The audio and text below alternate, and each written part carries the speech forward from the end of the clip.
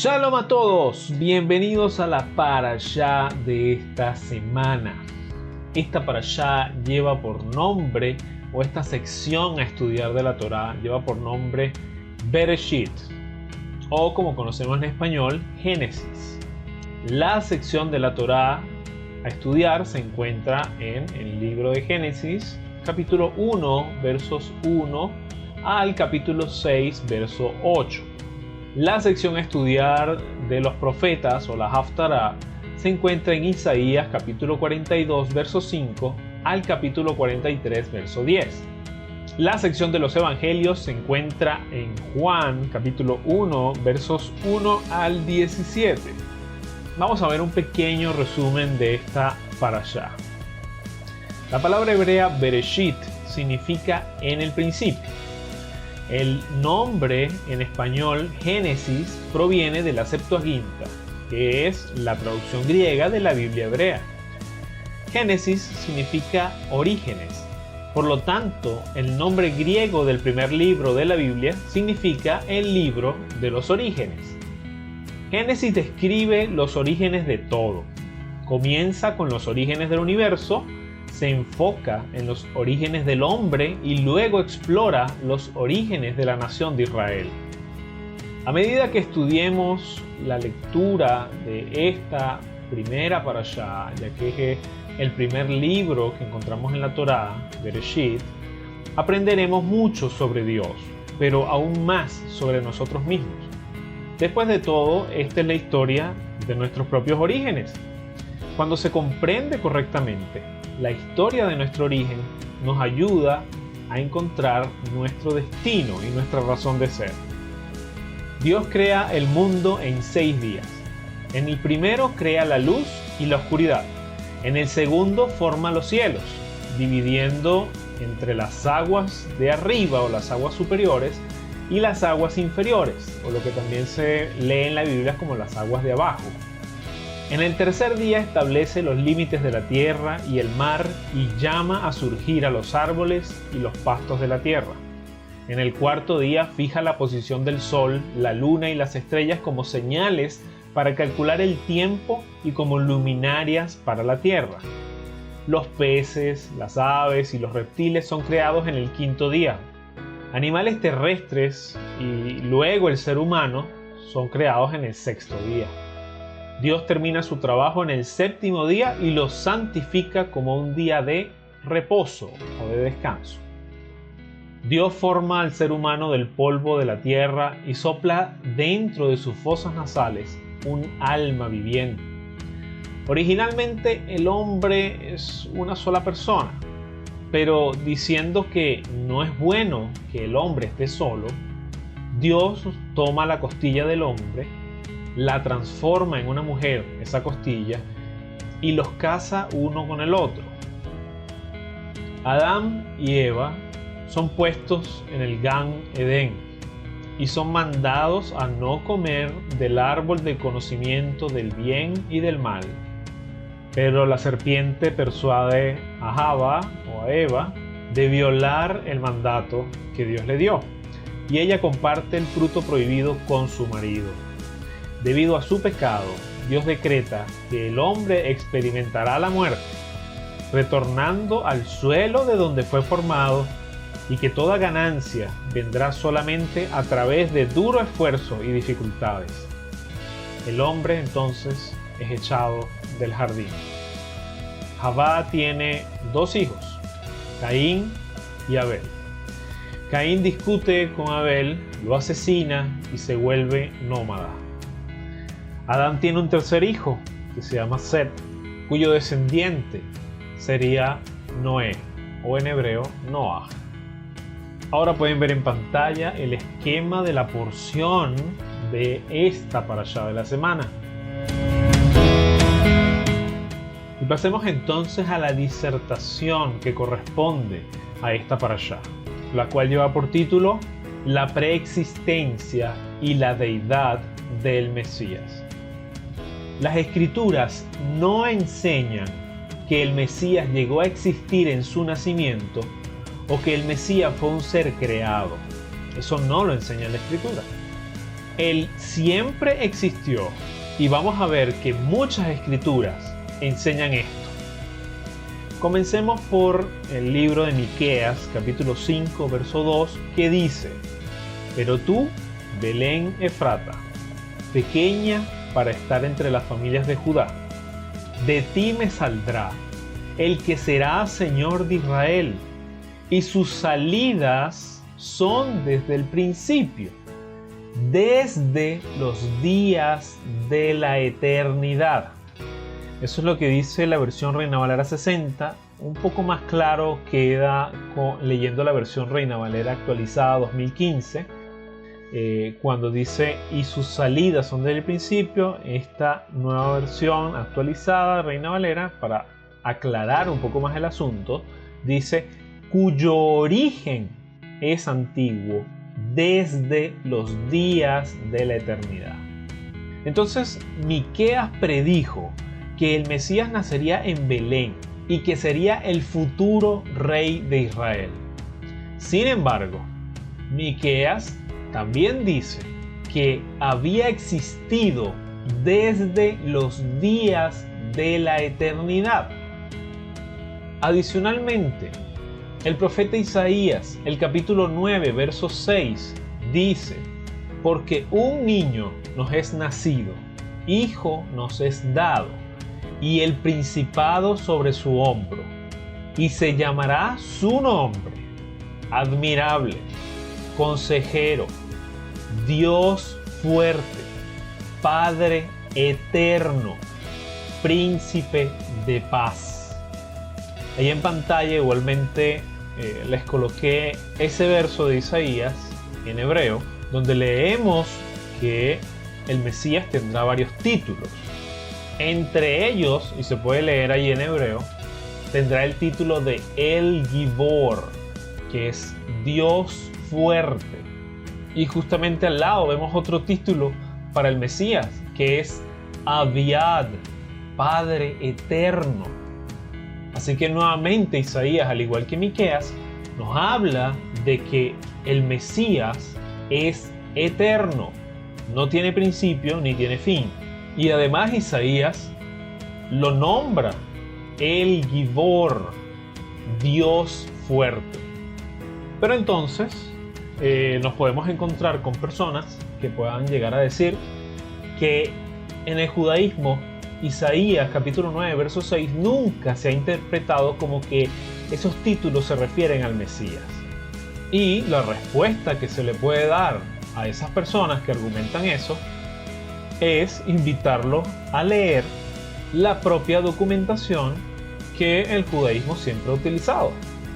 Es decir, hallamos entre los propios escritos judíos que ese verso de Isaías capítulo 9 verso 6 sí ha sido interpretado a lo largo de los años como que se refieren al Mesías. Uno de ellos, por ejemplo, es el documento llamado Targum Jonatán. Vamos a leer lo que dice este documento con respecto a Isaías capítulo 9 verso 6. Pero antes de eso, quiero explicarles qué es un Targum. Un Targum es una interpretación en arameo de la Biblia hebrea, la cual fue producida por judíos desde finales del Segundo Templo hasta comienzos de la Edad Media. La palabra misma Targum, que es una palabra aramea, significa simplemente interpretación. En resumen, el Targum es una traducción de la Biblia hebrea, pero dentro de esa misma traducción hay añadidos de interpretación. Es decir, dentro de la misma traducción del verso traducido hay añadidos comentarios. Entonces, volvamos nuevamente a Isaías capítulo 9 verso 6 y leamos lo que dice el Targum con respecto a ese verso de la Biblia hebrea. Dice así el Targum Jonatán: El profeta dijo a la casa de David: porque un niño nos es nacido, hijo nos es dado, y él ha tomado sobre sí la ley para guardarla. Su nombre es invocado delante de aquel que es maravilloso en consejo, el Dios fuerte que vive hasta la eternidad, el Mesías cuya paz será grande sobre nosotros en sus días. Y esto lo dice uno de los escritos oficiales del judaísmo tradicional. Pero adicionalmente, para esas personas que niegan que Isaías 9:6 se refiere al Mesías, tenemos que también citarles en el Talmud, el tratado Derech Eretz Tzutah, el cual es un tratado menor, pero se encuentra en el Talmud, que dice: Rabí José el Galileo dijo, incluso el nombre del Mesías se llama paz. En este caso, como se afirma en el Tanaj, o en la Biblia hebrea, que dice: y su nombre se llama Avi Ad Sar Shalom. Fíjense que Rabí José, que es un rabí del periodo talmúdico, afirmaba que justamente los títulos que se le indican en Isaías 9:6 son títulos que pertenecen al Mesías, porque al final de ese verso de Isaías 9:6, las palabras que dices es Avi Ad Sar Shalom. Entonces, ambos textos nos muestran que los rabinos siempre han sabido que el texto o el verso de Isaías 9:6 hace referencia proféticamente al Mesías. Entonces, Isaías predijo que nacería un niño que sería llamado Padre Eterno, lo que significa que esta persona, aunque nacida en el tiempo, había existido por siempre. De hecho, Yeshua dijo algo similar acerca de sí mismo en Juan capítulo 8, verso 58. Vamos a leerlo. Dice: Jesús, Yeshua, les dijo: de cierto os digo, antes que Abraham fuese, yo soy.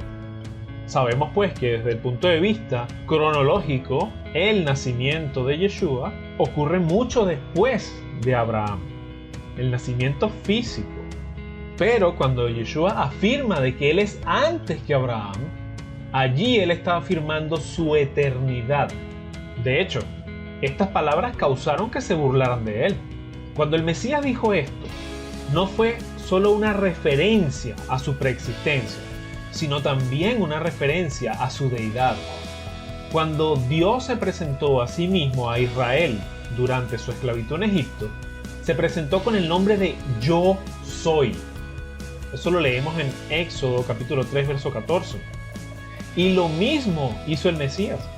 El Mesías ha existido siempre, ya que Él es Dios. Recordemos que así como Dios dijo Yo soy en Éxodo capítulo 3, verso 14, Yeshua también dijo Yo soy en Juan capítulo 8, verso 58.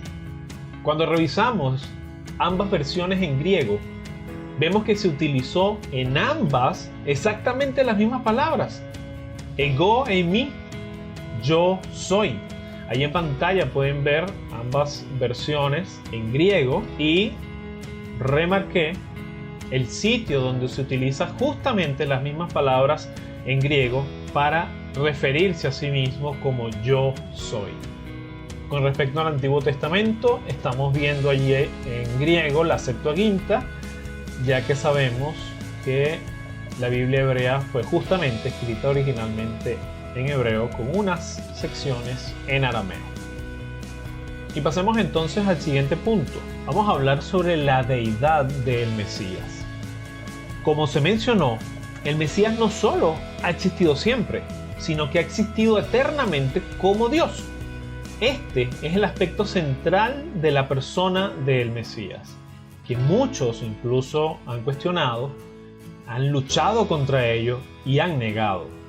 Ciertamente su deidad y eternidad son difíciles de comprender. Esto hay que tenerlo siempre en cuenta.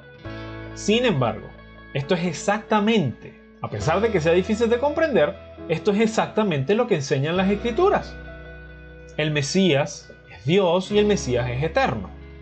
El autor de Hebreos da el testimonio de Dios Padre acerca de su Hijo en Hebreos capítulo 1 verso 8, diciendo: mas del Hijo dice, Tu trono, oh Dios, por el siglo del siglo. Cetro de equidad es el cetro de tu reino. En el contexto, el autor de Hebreos defiende la grandeza del Mesías al compararlo con los ángeles. Lo hace justamente citando las palabras de Dios acerca del Hijo en el Salmo 45:6. Dios el Padre llama al Hijo Dios, lo cual es algo que Dios nunca dijo acerca de un ángel. Además, vamos a leer en el Evangelio de Juan, capítulo 1, versos 1 al 3, que dice: En el principio era el Verbo, y el Verbo era con Dios, y el Verbo era Dios. Este era en el principio con Dios. Todas las cosas por Él fueron hechas, y sin Él nada de lo que ha sido hecho fue hecho. Juan le da a Jesús, a Yeshua, el título el Verbo, lo que significa que el Mesías es la comunicación de Dios, es la forma en que llegamos a conocer más acerca de Dios y su voluntad. Luego, Juan o Yohanan dice que el Verbo estaba con Dios, era plenamente Dios, y también que el Verbo creó todas las cosas. Esta es una clara declaración de la deidad del Mesías. Pablo incluso, Rabbi Shaul, hace la misma declaración acerca del Mesías en su carta a los Colosenses, capítulo 1, versos 15 al 16. Leamos: Él es la imagen del Dios invisible, el primogénito de toda creación, porque en Él fueron creadas todas las cosas, las que hay en los cielos y las que hay en la tierra, visibles e invisibles, sean tronos, sean dominios, sean principados, sean potestades. Todo fue creado por medio de Él y para Él. Entonces vemos que Yeshua es la imagen visible del Dios invisible, y Él es el creador de la tierra, según lo que acabamos de leer del mismo Pablo y de las mismas palabras de Juan. Cuando Dios Padre creó la tierra, lo hizo por el Hijo y para el Hijo. Y de esta misma manera, Pedro, el apóstol, dijo esto acerca de Yeshua en 2 de Pedro, capítulo 1, verso 1. Leemos: Simón Pedro, siervo y apóstol de Jesús el Mesías, o Yeshua HaMashiach, a los que habéis alcanzado por la justicia de nuestro Dios y Salvador, Jesús el Mesías, Yeshua HaMashiach, una fe igualmente preciosa que la nuestra.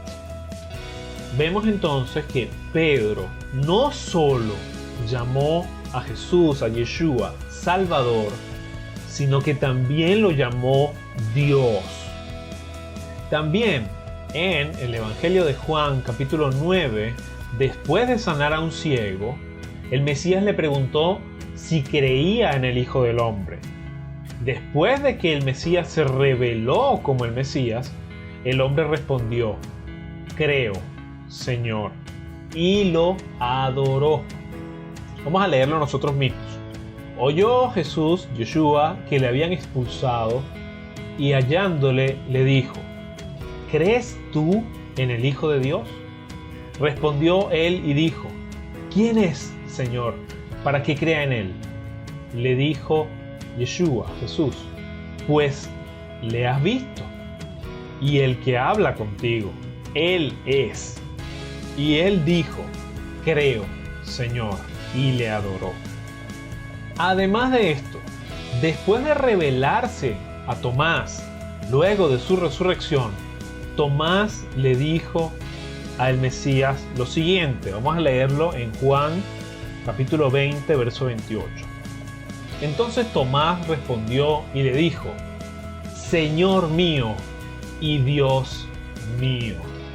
Las respuestas del ciego y Tomás son especialmente sorprendentes, considerando que eran judíos monoteístas, que creían que solo Dios merecía adoración, y adorar cualquier cosa o cualquier otra persona traía el juicio de Dios, según lo que leemos en Éxodo 20, 4 al 6. Dice: no te harás imagen ni ninguna semejanza de lo que esté arriba en el cielo, ni abajo en la tierra, ni en las aguas debajo de la tierra. No te inclinarás a ella, ni las honrarás, porque yo, el Señor, tu Dios fuerte, celoso, que visito la maldad de los padres sobre los hijos hasta la tercera y cuarta generación de los que me aborrecen, y hago misericordia a millares, a los que me aman y guardan mis mandamientos. Entonces, el ciego y Tomás conocían perfectamente este mandamiento, y aún así adoraron a Yeshua y le exaltaron como Dios. El doctor y profesor emérito de estudios teológicos y bíblicos, Daryl Aron, dijo esto acerca de la adoración que acabamos de leer.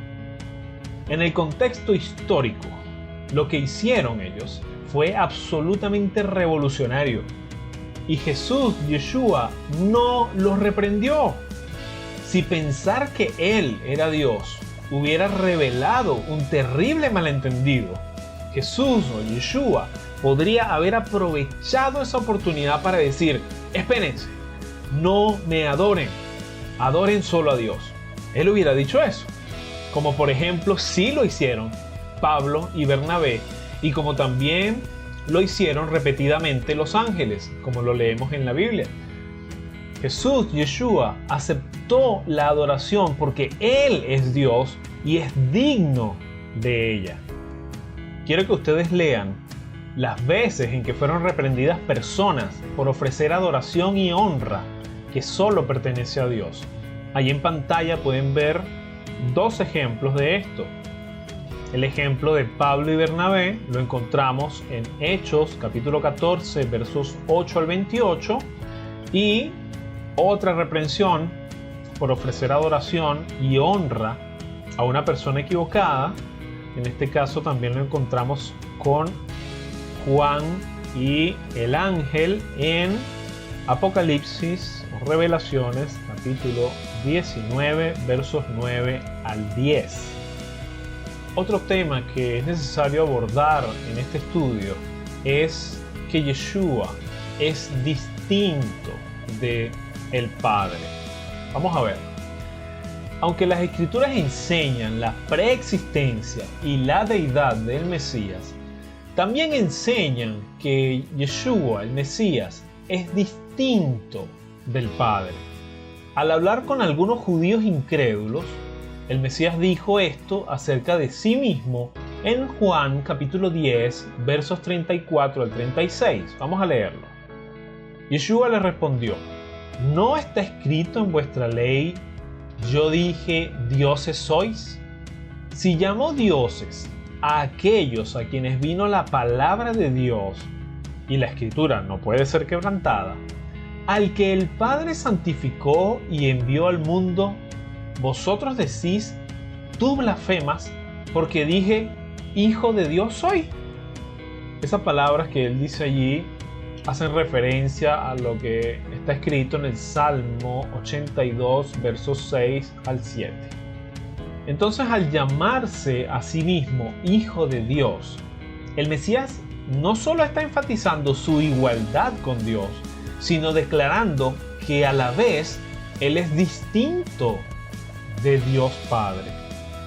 Obtenemos nosotros una gran imagen de esta distinción cuando Él se presenta para su bautismo o tevilá en Mateo capítulo 3 versos 16 al 17, donde dice: y Jesús, Yeshua, después que fue bautizado, subió luego del agua, y he aquí los cielos le fueron abiertos, y vio al Espíritu de Dios que descendía como paloma y venía sobre él, y hubo una gran voz de los cielos que decía: este es mi Hijo amado, en quien tengo complacencia. Claramente, en este pasaje, Dios el Padre está separado del Hijo, ya que Dios declara su placer en el Hijo. Además, el Espíritu Santo o el Ruach HaKodesh es distinto cuando cae sobre el Hijo. Así que acá debo recordar nuevamente las palabras que dije hace unos minutos.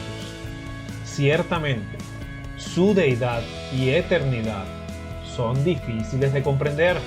Sin embargo, esto es exactamente lo que enseñan las Escrituras. Pasemos ahora al siguiente punto para poder traer más luz a este tema. Vamos a hablar de la unidad de Dios. La Escritura también enseña la unidad de el Mesías con Dios. En Juan capítulo 10 verso 30, el Mesías dijo: yo y el Padre uno somos. Y también en Juan capítulo 10 verso 38 dijo: mas si las hago, aunque no me creáis a mí, creed a las obras, para que conozcáis y creáis que el Padre está en mí y yo en el Padre. Yeshua es Dios y sin embargo es distinto de Dios y al mismo tiempo unificado con Él. El Ruach HaKodesh, el Espíritu Santo, también es claramente Dios y sin embargo unificado con ellos. Este es un misterio que no tiene mucho sentido para nosotros, pero se enseña repetidamente en las Escrituras. Los comentarios del Dr. Daryl Aaron sobre la importancia histórica de la deidad del Mesías para la comunidad de creyentes son una conclusión útil para esta sección de nuestro estudio. Él dice: no sorprende que desde muy temprano los creyentes hayan contendido, luchado y muerto por esta enseñanza. La deidad de Yeshua HaMashiach, Jesús el Mesías. En pocas palabras, la doctrina es que Yeshua es totalmente Dios, no la mitad de Dios o un tercio de Dios, y que también Él es eternamente Dios, es decir, no se convirtió en Dios en algún momento. Cualquier cosa menos que esto o distinto ha sido considerado herejía. Una de las razones por las que esta doctrina de la deidad del Mesías y su eternidad es tan crucial es que si Jesús, Yeshua, no es completamente Dios, entonces no se puede encontrar salvación en su muerte. El sacrificio que sería suficiente para los muchos pecados de muchas personas tenía que ser un sacrificio de valor infinito. Ningún ser humano podría proporcionar este tipo de sacrificio. Solo Dios mismo podía. Esta es la razón por la que los primeros creyentes estaban tan horrorizados por la negación de la deidad de Yeshua. Sabían ellos que su deidad era absolutamente vital para su salvación.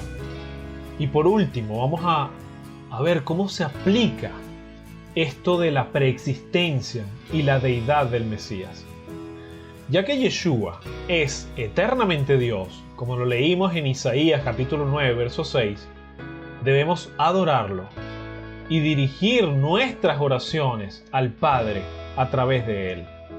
En Juan capítulo 14, versos 13 al 14 leemos que el Mesías enseñó a sus discípulos a orar al Padre cuando dijo: y todo lo que pidieres al Padre en mi nombre, lo haré, para que el Padre sea glorificado en el Hijo.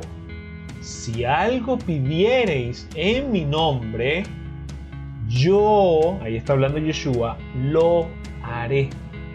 Asimismo, en Revelaciones capítulo 22 verso 17 o Apocalipsis capítulo 22 verso 17, el Espíritu y la comunidad de creyentes están clamando al Mesías, pidiéndole que regrese, y se anima a otras personas a orar de la misma manera. Vamos a leerlo nosotros mismos. Revelaciones o Apocalipsis capítulo 22, verso 17 dice: y el espíritu y la esposa dicen: ven. Y el que oye, diga: ven. Y el que tiene sed, venga. Y el que quiera, tome del agua de la vida gratuitamente. Finalmente, en Apocalipsis o Revelaciones capítulo 5, versos 11 al 14, todos los habitantes del cielo y de la tierra adoran al Mesías por su gran sacrificio. Vamos a leerlo. Dice: y miré y oí la voz de muchos ángeles alrededor del trono, y de los seres vivientes y de los ancianos, y su número era millones de millones, que decían a gran voz: el Cordero que fue inmolado es digno de tomar el poder, las riquezas, la sabiduría, la fortaleza, la honra, la gloria y la alabanza. Y a todo lo creado que está en el cielo y sobre la tierra y debajo de la tierra y en el mar y todas las cosas que en ellos hay, oí decir: al que está sentado en el trono y al Cordero sea la alabanza, la honra, la gloria y el poder por los siglos de los siglos. Los 4 seres vivientes decían: amén. Y los 24 ancianos se postraron sobre sus rostros y adoraron al que vive por los siglos de los siglos. Ya que el Mesías murió por nosotros, liberándonos del pecado y de la muerte y dándonos su justicia para que podamos morar y gobernar con Él, debemos adorarlo y servirlo eternamente, porque Él es digno de todo honor, gloria y poder. Debemos agradecer profundamente a nuestro Señor. Yeshua ejecutó y ejecutará funciones exclusivamente divinas, como lo son la agencia creadora, el perdón de los pecados y el juicio final. Él es el poseedor de todos los atributos divinos, que son santidad, eternidad, omnipotencia, omnisciencia, amor, inmutabilidad. El portador de numerosos títulos usados por el Señor en el Antiguo Testamento y el coautor de la bendición divina. Para finalizar, vamos a leer Juan capítulo 5, versos 18 al 19, que dice: por esto los judíos aún más procuraban matarle, porque no solo quebrantaba el día de reposo, el Shabbat, sino que también decía que Dios era su propio Padre, haciéndose igual a Dios.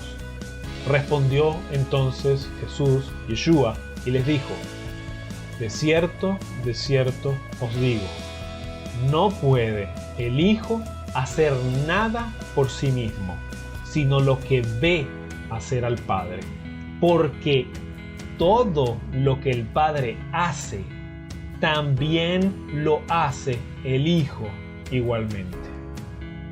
El teólogo Albert Barnes, en su comentario sobre Juan capítulo 5, versos 17 al 19, dice lo siguiente: el Verbo, es decir, Yeshua, no tiene límites en lo absoluto. Todo lo que el Padre hace, el Hijo lo hace igualmente. Esto es una aserción tan alta como nos es posible de que Él es igual con Dios. Si uno hace todo lo que el otro hace, o puede hacer todo lo que el otro hace, entonces aquí hay una prueba de igualdad. Si el Hijo hace todo lo que el Padre hace, entonces, al igual que Él debe ser omnipotente, omnisciente, omnipresente e infinito en cada perfección. O en otras palabras, Él tiene que ser Dios. Vemos entonces en todas las Escrituras ejemplos en los que Yeshua pone de manifiesto su omnipotencia, su omnisciencia, su omnipresencia, muy claramente, los cuales sabemos que son atributos solamente de Dios. Bien, hasta acá este estudio de la parashá de la semana, pidiéndole a nuestro Señor que nos brinde sabiduría e inteligencia para poder discernir su palabra, para poder aplicar su palabra a nuestra vida y poder ser luz para el mundo en todo lugar donde estemos. Que tengan todos ustedes un Shabbat Shalom y que este estudio haya sido de bendición.